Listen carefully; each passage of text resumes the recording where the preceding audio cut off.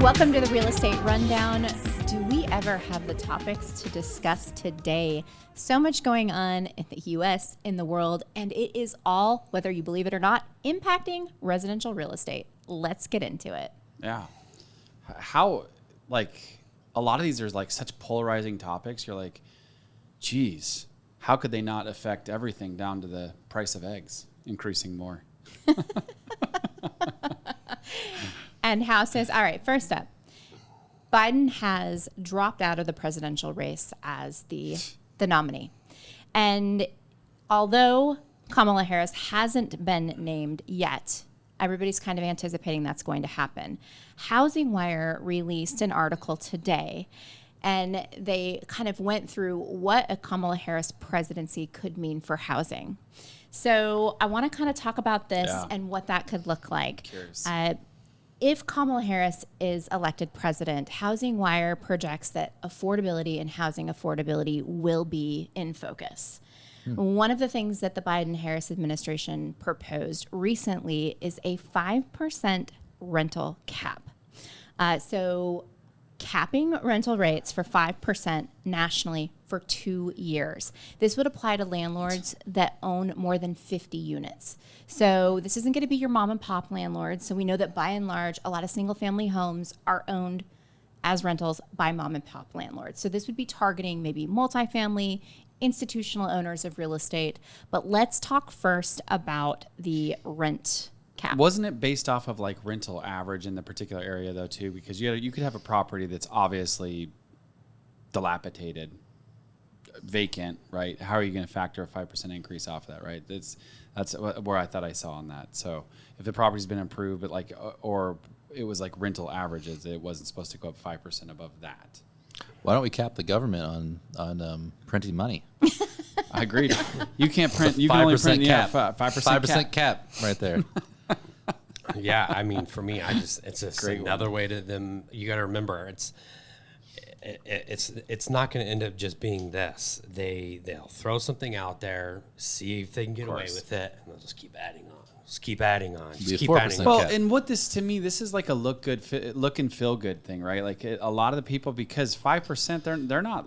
The overwhelming majority of them are not increasing the rents by anywhere near 5%. Yeah, rents are coming down right now. So this is like it's a moot point. So you think they're burying the lead here, Absolutely. just trying to make it look like they're pushing good policy? We're fighting for you, people. We run-up. lowered rents. It just gives them something to stump on. So here's what NAR said. NAR issued a statement in Realtor Magazine, which literally no one reads. But however, they did issue a statement. For all 5 readers. They send like 100 of them to our office every month. They do, yeah. Okay, so NAR opposes misguided attempts to cap or control rental rates, says NAR President Kevin Sears. Price controls may seem appealing, but they have backfired on local governments and harmed the people we need to help the most. Developers are reluctant to build in areas where the government imposes rent controls on new buildings, and these policies actually decrease the supply of low to mid-range housing units. Rent control is rampant in California and overwhelmingly the most expensive state to live in. Yes. I realize Hawaii rivals it. It's a little bit, when you look at the actual population, obviously, and population density of Hawaii versus California, apples and oranges. And so California is obnoxiously expensive and rent control is rampant there. That's pretty normal. Anything that has the more regulations is never as smooth, is never as good. It's always more rampant. You try to push so much on it, and it just usually doesn't work out. I think the market would naturally, regardless of if you're not going to get more than 5% anyway. If your house is going to sit and you're not going to rent it, no, you're going to lower it down, right. Or someone's going to offer you, hey, will you take $1,500 instead of your $1,750? Okay, Supply sure. demand, I don't have any other bites. Let's do it. So I think it's definitely just a feel good. I don't think it means anything. So, okay. So moving on. So that was kind of one of the things that Housing Wire pointed out is, definitely affordability would be in focus. They also said that here's something that was The CEO of the National Housing Conference said the recent announcement on rent caps is an example of a policy that is broadly understood to be counterproductive. So the experts are kind of weighing in on that and saying, maybe not a good thing. Because what happens if they need to raise rents to cover costs, and they can't, then they'll just eventually just sell the property. Yeah, say they'll liquidate the property, and then more houses go on the market, crash the market, and people go into foreclosure, and they can't sell their houses. Especially when. I think that depends on how many hit the market. There's also a ton of multifamily in construction right now. Yeah. There's a ton of multifamily that's been permitted, a ton of multifamily that's in construction. And so that's all coming to market. And so maybe the affordability is going to work itself out anyway, right? Agreed. Supply and demand. Let the free market determine supply and demand. Prices.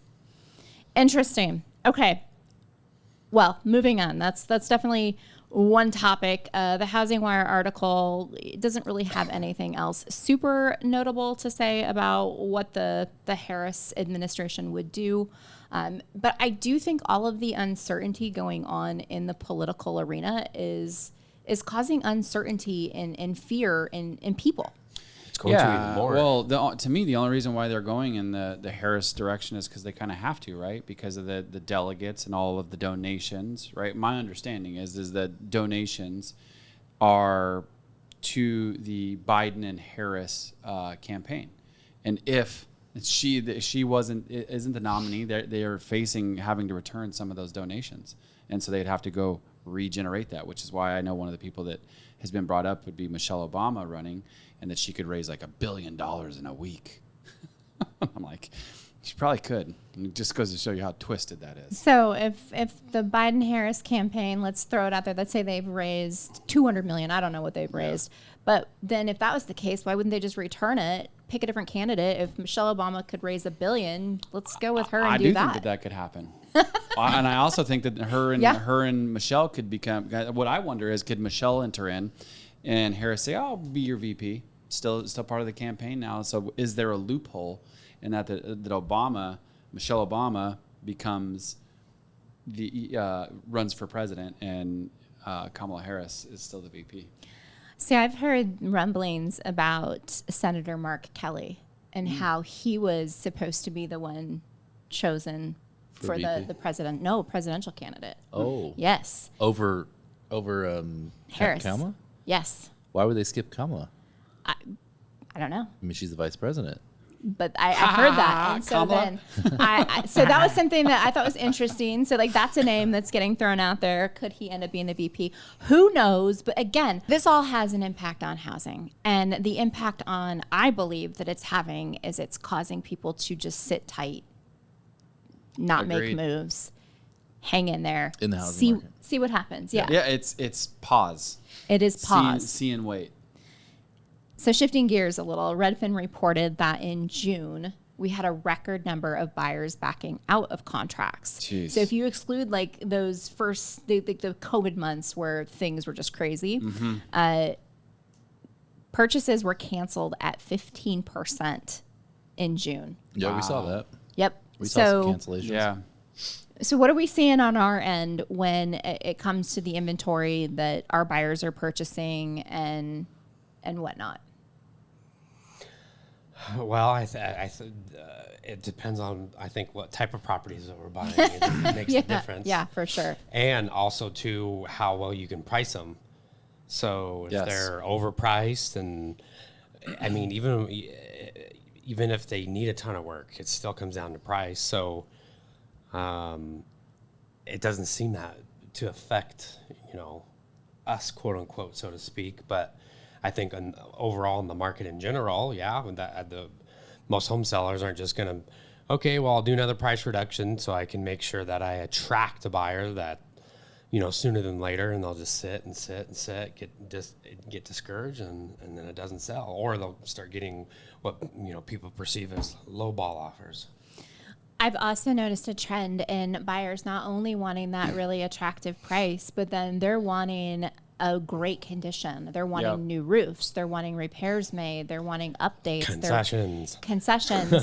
So buyers, by and Money's large, expensive. they're in the driver's seat right now.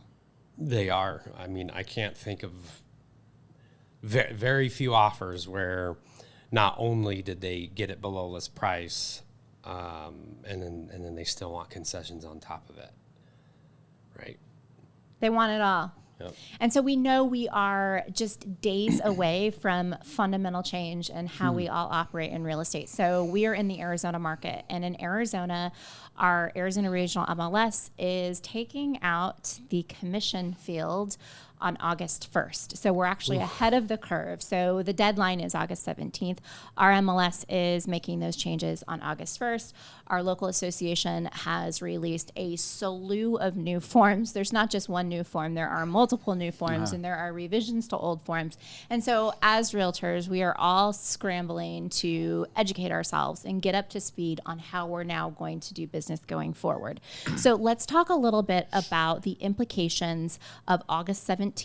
And I've heard some people mention that should NAR fight the settlement until the election in hopes that Trump will win and maybe reverse the course of action.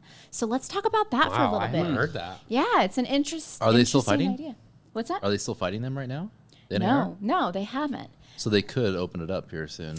Who knows? I mean, it's an interesting thought. Like, they've made the settlement. Could they somehow, get out of that? Yeah, how do you back out of something you already agreed to? well- that's, Well, That's the- what I was about to add. If they fight it, it's not automatically then reversed, right? Until another final decision is made. Well, this was a settlement. So this was an Okay, agreement yeah. that NAR, agreed Okay, to yeah, that's what I thought, yeah. come to. yeah, it's But the impressive. Justice So- Justice Department, didn't they jump out of their agreement? They did. too? Exactly. So, So why couldn't Well, but it NAR was. then? I don't. yes, exactly. I think it was a proposed settlement, and then they didn't agree to it. The DOJ with that one. Like this is part of it is done, right? That was my understanding. DOJ could come in and intervene. Like, that has always been the wild card, is what is the Department of Justice going to do? And in California, so the California Association of Realtors released forms and apparently received massive backlash from the legal community on the forms that they released, saying that they were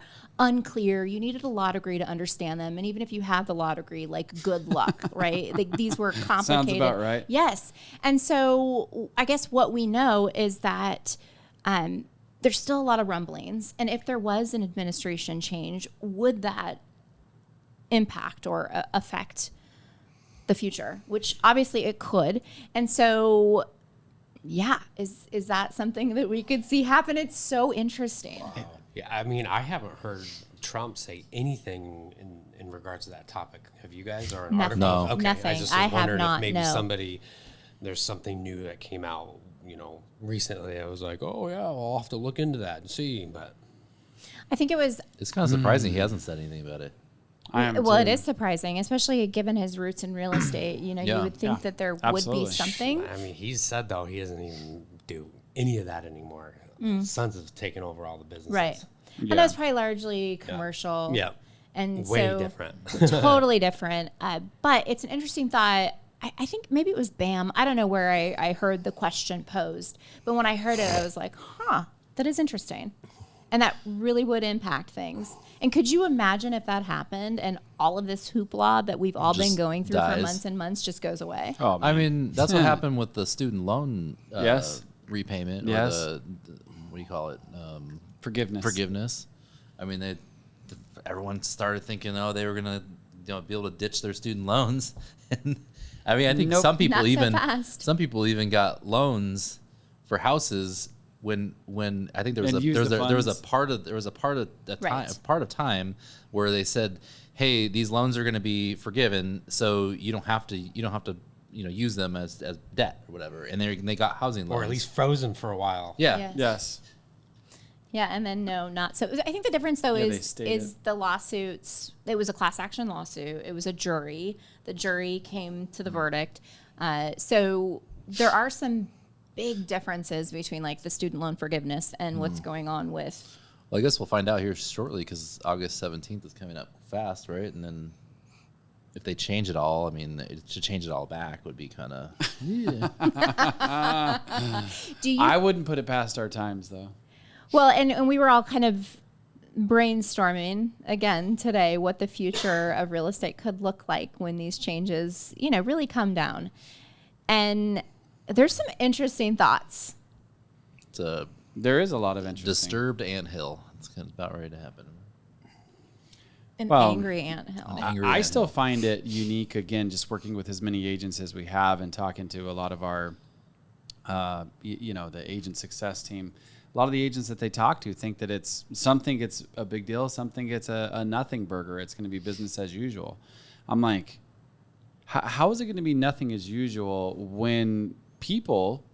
To me, it's almost going to bring back like sign calls. It's going to bring back QR codes in a big way. It's going to bring back open houses in a big way. And then you think? Absolutely. Because as soon as that buyer walks through, if you want to get paid for them walking through, you got to have them sign an agreement before they see it. Not if you're the listing agent. Yeah, that's what I'm saying. If you're the listing agent. Yeah, okay. Right, that's what I'm talking about. Let me restate that. Listing agent open houses. Mm-hmm. So, or being a part of the team, or I bet there's going to be some kind of finagle, right, in that situation, which I really am curious. We're in a buyer favored, balanced market right now. What's it going to look like when it's a heavily seller favored market like we just went through like a year ago? Dude, that's going to, buyers, honestly, they're going to get demolished in that situation. And this is all supposed to be about them. I still stand. This only favors sellers. Wow. Unless I think if it's a seller's market, it favors sellers. If it's a buyer's market, it hurts sellers. Yeah. In the essence of, because like we were talking today, you can still offer concessions, you can still offer certain things, but then that's the other thing too. Are the sellers that don't offer compensation, is it going to be the wiser to offer some type of compensation and have it be in the semi-private remarks, or work with buyer representatients, right? Like a little tagline. That's not allowed. I know, that's what I'm saying. Like that's what's going to be the fine line there. It's gonna, it's communicating that message to the marketplace, and that's going to be the differentiator. Is we won't have a way to mass communicate that to the marketplace. So it's just like a one-off communication. I know, and so. Which is against today's scaling times. Yeah, I think it's going to ultimately favor the conglomerates. It's going to favor the portals. It's going to favor. Yes, like private hubs to where you can, if you have like a large buyer network and you can go put your house there and you don't have to put it on the MLS because you can expose it to 10,000, 100,000 buyers in this private network that doesn't have all the BS and regulations. Why wouldn't you? So we're going to see like a rise in auction sites? Quite possible. Interesting. Well, we talked about Zome, which is Mr. Cooper's auction site, and they're now soliciting all of the homes that they service the loans on to, hey, you want to sell your house? Here's Zome. Do it without an agent. Put your house on this platform. Get exposure to tens of thousands of buyers. Bypass the listing process. And so it really becomes interesting to think of how things will change. Yeah, last little tidbit on this, and not to go off on a conspiracy theory rabbit hole, but to me, that's always fun. As I see some of this is like big corporate, inserting and attacking one of the last massively funded entrepreneurial spaces in America.